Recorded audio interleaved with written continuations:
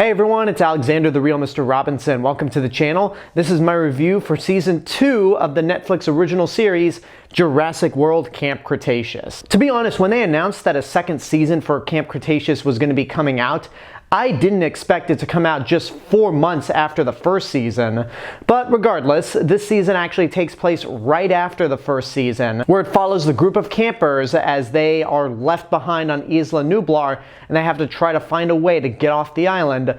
But as the season goes along, they soon find out that they're actually not alone. And I'm not talking about just with dinosaurs. I'm talking about the fact that they realize they're not the only humans on the island. This review will contain spoilers for Season 2.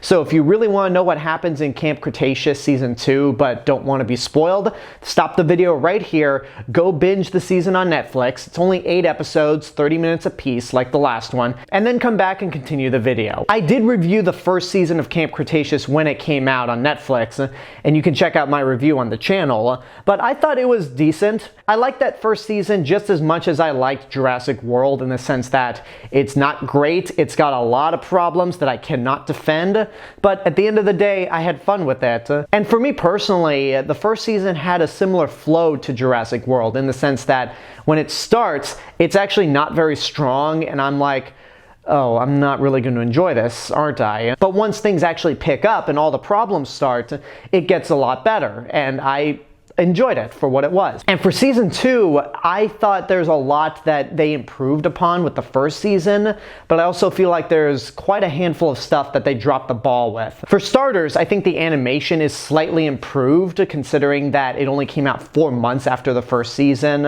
The dinosaurs still look really cool. We get to see more of them this time around, like the Baryonyx and the Ceratosaurus. And for a kids show that's TVY7, it reminds me very much of Star Wars Rebels, in the sense that, yeah, it's got a lot of kiddie factors to it, but sometimes the show can go into real mature and sometimes dark places that other kids' shows probably wouldn't. But you still have to realize that this show at the end of the day was more geared towards kids than it was adults. Another thing that this season improved upon from the first is more character development. Don't expect anything deep, but I thought in the first half of the season there were a lot of moments where they kind of slowed down and actually allowed the characters some time to breathe and really get to know each other more, because they aren't constantly running from dinosaurs. The first half of the season is more about these kids trying to get to know each other and bond more as they try to survive and try to get off the island.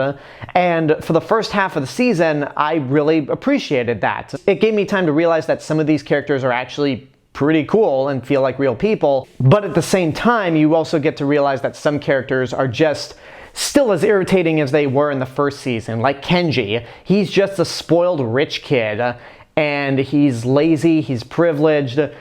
He just got on my nerves. He is still my least favorite character within this animated series.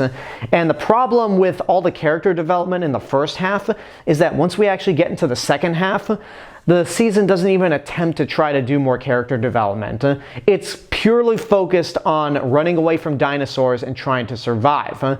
Nothing wrong with that. The chase scenes, as I mentioned before, are still fun, but what brings the second half of the season down a bit are the really lame villains. This is where I'm going to get into spoiler territory. During the second half, the kids are attacked by a Ceratosaurus, which we haven't seen since Jurassic Park 3, and just as the Ceratosaurus is about to eat them, they are saved by 2 explorers, a husband and wife, and their scarred up machete-wielding tour guide.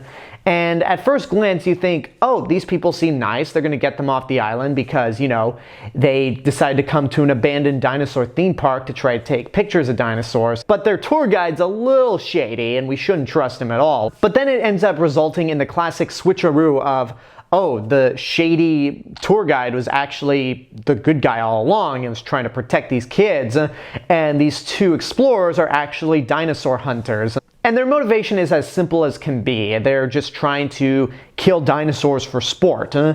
And I just didn't think they were particularly interesting. I know it's an animated series, so I probably shouldn't expect too much from this, but considering that it's tied to one of the biggest franchises of all time, I just kind of expected a little more with these villains, especially considering that in The Lost World, Roland, played by Pete Postlethwaite, is kind of charming. He's a generic hunter, sure, but he has his charms, he has a personality, he's snarky sometimes, and even though his goal in that movie is to hunt down the male T-Rex, he doesn't kill it, he just tranks it, just so he can make a statement that man is the bigger predator than the T-Rex, because he's hunted everything else. So with these two hunters, they're just boring, they fight with each other constantly, and again, they're just really lame villains. With a plot centered around these kids trying to get off the island and survive, I thought that was pretty much enough. Although I do have something to say about that main plot that bugged me by the time we got to the end of the season, but I'll get back to that a little later.